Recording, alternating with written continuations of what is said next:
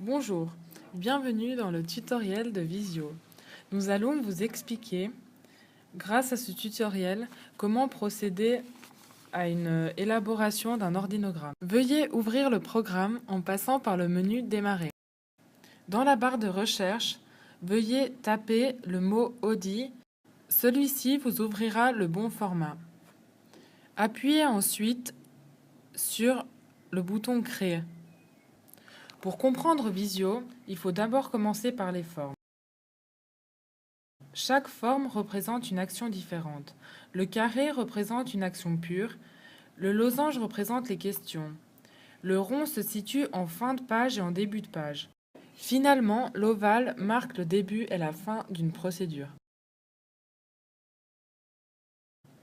Pour commencer l'ordinogramme, veuillez sélectionner une forme de la barre de gauche et veuillez la ramener sur la feuille vierge. L'ordinogramme commence toujours par une action pure. Chaque action pure doit être numérotée. Les actions pures sont représentées par des carrés. Je numérote la première action pure par le 1. Pour continuer l'ordinogramme, nous allons ensuite passer à une question qui est représentée par un losange. La question elle-même ne doit pas être numérotée, mais indirectement, elle représente aussi une action pure, comme si cette dernière comportait un numéro caché.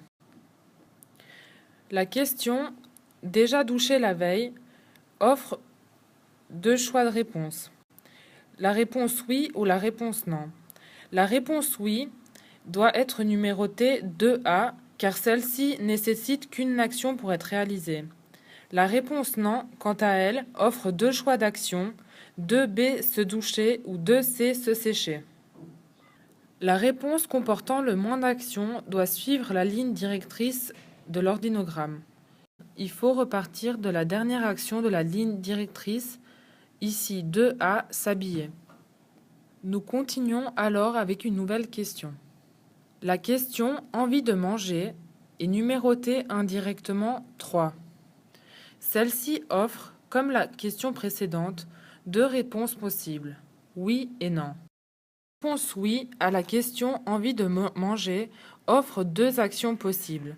L'action 3B, prendre le petit déjeuner, et l'action 3C, faire la vaisselle. Ces deux actions doivent se trouver en dehors de la ligne directrice.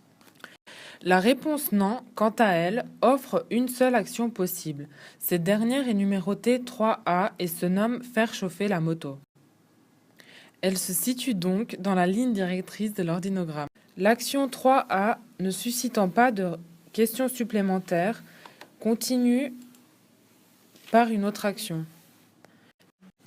Cette action est numérotée 4 et elle se nomme prendre ses affaires.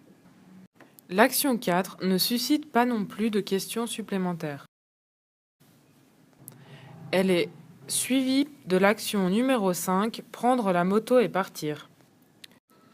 Arrivé en fin de page, vous devez terminer ces dernières par un cercle. La page suivante doit également commencer par un cercle.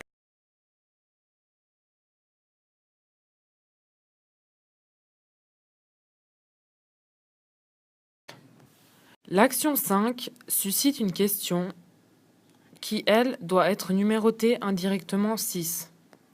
L'action numérotée indirectement 6, qui est une question sortie en retard, suscite deux réponses comme les questions précédentes, oui et non.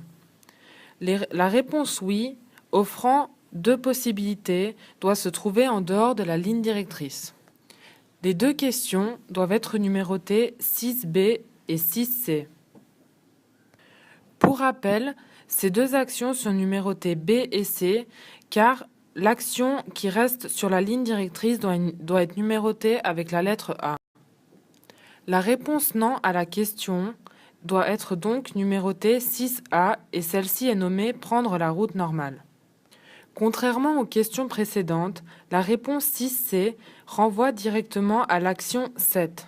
L'action 7, quant à elle, se nomme en arrivant à l'espace entreprise, garer la moto dans le parking vélo-moto.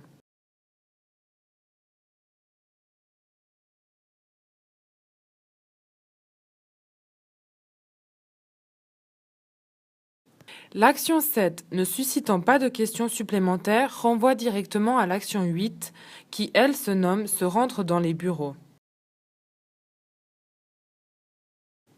L'ordinogramme se termine par un ovale qui est nommé « fin ».